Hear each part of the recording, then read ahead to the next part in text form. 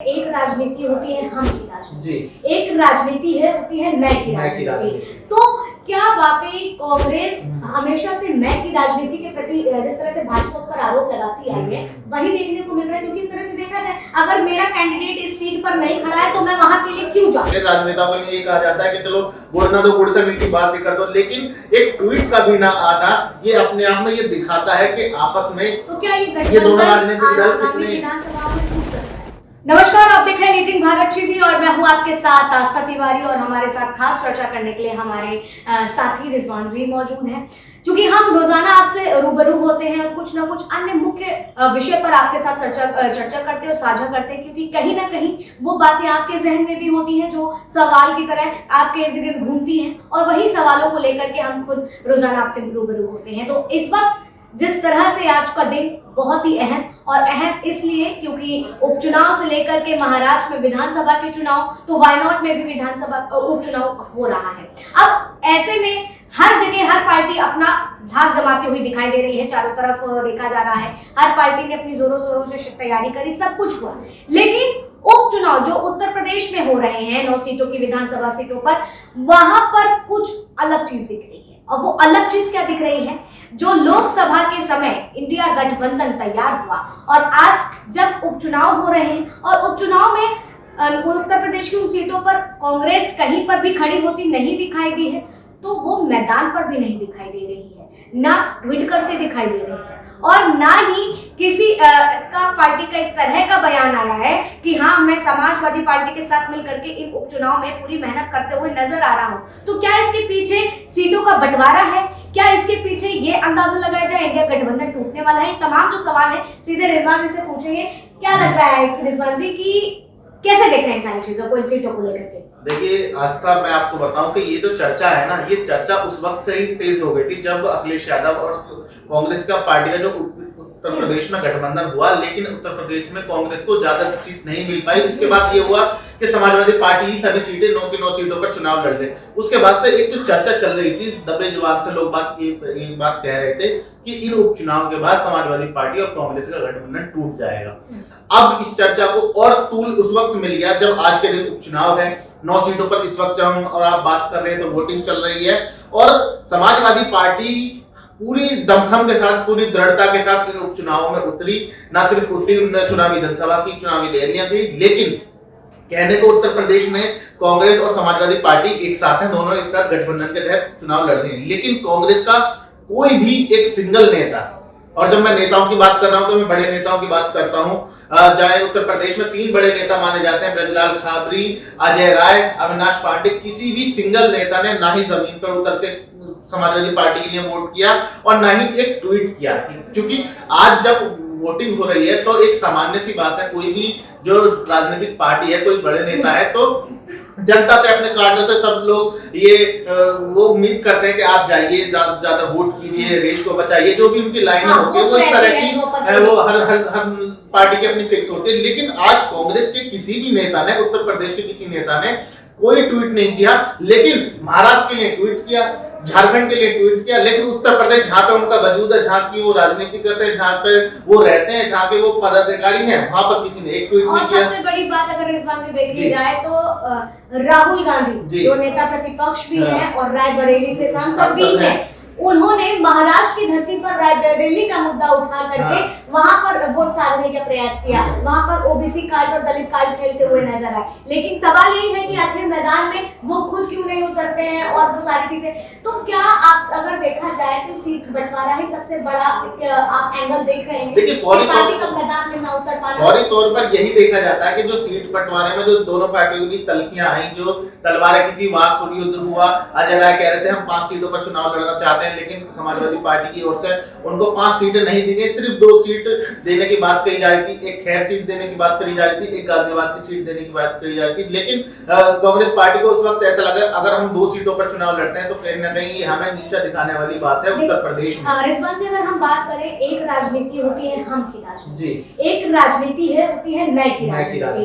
तो क्या वाकई कांग्रेस हमेशा से मैं की राजनीति के प्रति जिस तरह से भाजपा उस पर आरोप लगाती आई है वही देखने को मिल रहा है? क्योंकि इस तरह से देखा जाए, अगर मेरा कैंडिडेट इस सीट पर नहीं खड़ा है तो मैं वहां के लिए क्यों जाऊं, जहां मेरे खड़े हैं मैं वहां पर जाऊंगा। तो यहाँ से तो साफ होता है ना कि कांग्रेस जो है मैं की राजनीति करती हुई दिखाई दे रही है। बिल्कुल, देखिए कांग्रेस में ये प्रवृत्ति जो है वो नई नहीं है।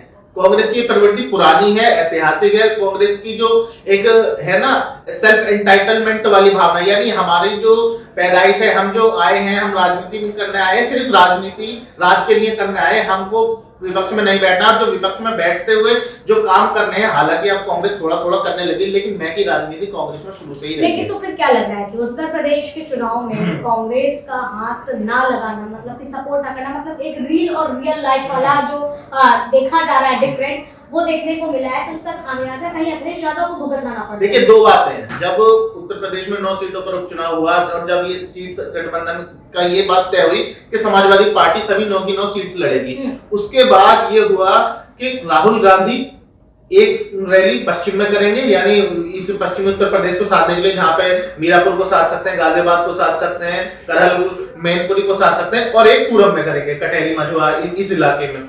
लेकिन राहुल गांधी कभी उत्तर प्रदेश में इन उपचुनाव के दौर में नहीं आए, ना ही प्रियंका गांधी आई, अजय राय की कोई रैली नहीं हुई। अखिलेश यादव हर 9 सीटों पर गए, लेकिन कांग्रेस का कोई बड़ा नेता अखिलेश यादव के साथ दिखाई नहीं दिया। और यही सब नेता जो उत्तर प्रदेश कांग्रेस कमेटी के पदाधिकारी हैं, सब प्रियंका गांधी के लिए चुनाव करने के लिए वायनाड में डेरा डाले। सबसे बड़ा सवाल तो यही है कि वायनाड में अगर देखा जाए तो कहा जाता है कि वो जीता जाती हुई सीट है, क्योंकि राहुल गांधी वहां से सांसद थे, उन्होंने बहन को मैदान पर उतारा है, पहली बार प्रियंका गांधी किसी चुनाव में लड़ रही हैं और बतौर ये जो चुनाव है। लेकिन सबसे बड़ा सवाल ये है कि आखिर इन सब के बीच में ये कैसे समझा जाए और इसको कैसे टटोला जाए कि कांग्रेस की अगर यही राजनीति रही तो ये कैसे आने वाले आगामी लोकसभा चुनाव में ये अपना प्लस पॉइंट दिखा करके वापस सत्ता में। देखिए, लोकसभा की तो बात अभी बहुत दूर की है, क्योंकि ताजे लोकसभा चुनाव बीते, उससे पहले हम विधानसभा चुनाव की चर्चा कर रहे थे, क्योंकि साल 2027 में यूपी में विधानसभा चुनाव है। उससे पहले के जो छोटे मोटे जितने भी तमाम राज्य दक्षिण के राज्यों में चुनाव है, तो कांग्रेस के लिए एक ये समझना जरूरी है कि बिना गठबंधन के कांग्रेस किसी भी राज्य में अपनी सरकार एक मुश्त बना ले, एक मुट्ठी में बना ले, वो उसके लिए अभी असंभव स्थिति है। क्योंकि जिस तरह से उन्होंने मध्य प्रदेश हारा, जिस तरह से राजस्थान हारा, जिस तरह से हरियाणा हारा, उस तरह की अगर कांग्रेस की स्थिति बनी रही, अगर वो अपने गठबंधन साथियों के साथ नहीं एकजुटता के साथ दिख पाएगी, ना ही उनके साथ गठबंधन की राजनीति का धर्म निभा पाएगी। देखिए, हर राजनीति का धर्म होता है, गठबंधन राजनीति का धर्म होता है। अगर आप दो बात सुनते हैं तो आप दो बात सुनाते भी हैं, तो इस सामंजस्यता को बैठाना पड़ता है। और उत्तर प्रदेश में वो राजनीति समाजवादी पार्टी के साथ कांग्रेस करती हुई नहीं दिखा पा रही। अगर ऐसा होता तो आज कम से कम जब वोटिंग का दिन है तो कम से कम आप जमीन पे सक्रिय नहीं रहे, आप ट्विटर पे तो सक्रिय रह सकते हैं। राजनेताओं के लिए ये कहा जाता है कि चलो गुड़ ना दो, गुड़ से मीठी बात भी कर दो, लेकिन एक ट्वीट का भी ना आना, ये अपने आप में ये दिखाता है कि आपस में तो क्या ये दोनों राजनीतिक दल कितने विधानसभाओं में टूट सकता है।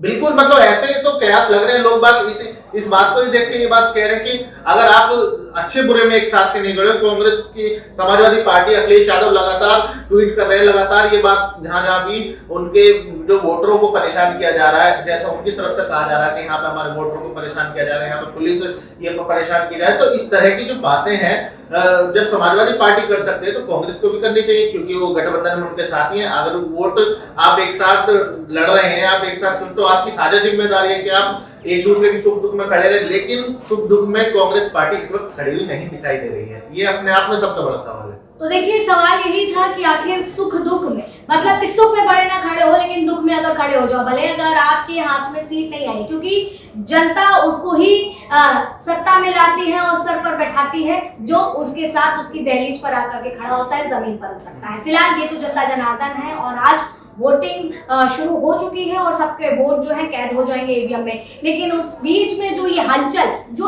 हलचल नहीं कहूंगी, सियासी हलचल कहूंगी, कि ये जो सियासी हलचल जो शुरू हुई है वो अब आने वाले आगामी चुनाव में किस तरह से बात करेगी। खास करके आगामी चुनाव की तो मैं बात कर रही हूँ, उसका सबसे ज्यादा लिहाजा परिणाम जो अब आएंगे उसमें कितना कुछ अंतर देखने को मिल जाएगा, उससे साफ तौर पर पता चलेगा। एक आखिरी बात मैं ये कहना चाहता हूँ आस्था, कि देखिए, राजनीति में जब भी कुछ बात होती है, कोई बड़ा घटता है, तो पहले उसके संकेत मिलते हैं। बिल्कुल, और ये संकेत वही है। जैसे कल को गठबंधन टूटने वाला है, तो ऐसा नहीं हुआ कि आज रात को शाम को हम सो के उठे और कल गठबंधन तोड़ दिया। ये संकेत होते हैं जिनको राजनीति में बड़ी बारीकी से पहचानना पड़ता है। ये उनमें से एक संकेत हो सकता है कि इन उपचुनावों के बाद कांग्रेस और समाजवादी पार्टी एक बार फिर से अपना गठबंधन तोड़ दे। जैसे पहले भी 2 लड़के गठबंधन तोड़ के एक साथ आए थे, हो सकता है इन उपचुनावों के बाद समाजवादी पार्टी का गठबंधन दो युवा साथ में खड़े हैं, 2 लड़के इस बार जो आने वाले चुनाव है उसमें दिखाएंगे, भाजपा को सत्ता से बाहर कराएंगे, ये तमाम बातें कहते हुए नजर आए थे। लेकिन अब जो भाजपा लगातार ये आरोप लगाती आई है कि 2 युवा तो खड़े ही नहीं हो पा रहे, 2 युवा खड़ा ही नहीं हो पा रहे और एक साझा रैली नहीं कर पाए। अगर आप उत्तर प्रदेश में, आपने महाराष्ट्र में इतनी रैली करी, आपने झारखंड में रैली करी, अगर आप उत्तर प्रदेश जो प्रधानमंत्री बनने का रास्ता जहां से जिस प्रदेश से प्रशस्त होता है, उत्तर प्रदेश, और अखिलेश यादव और कांग्रेस जिसकी कभी 1 सीट हुआ करती थी वो 6 सीटें जीत जाती है, तो उत्तर प्रदेश में कांग्रेस को अपनी सियासी जमीन को बरकरार रखने के लिए यहाँ पर उतरना जरूरी था। कांग्रेस के बड़े नेताओं को उतरना जरूरी था।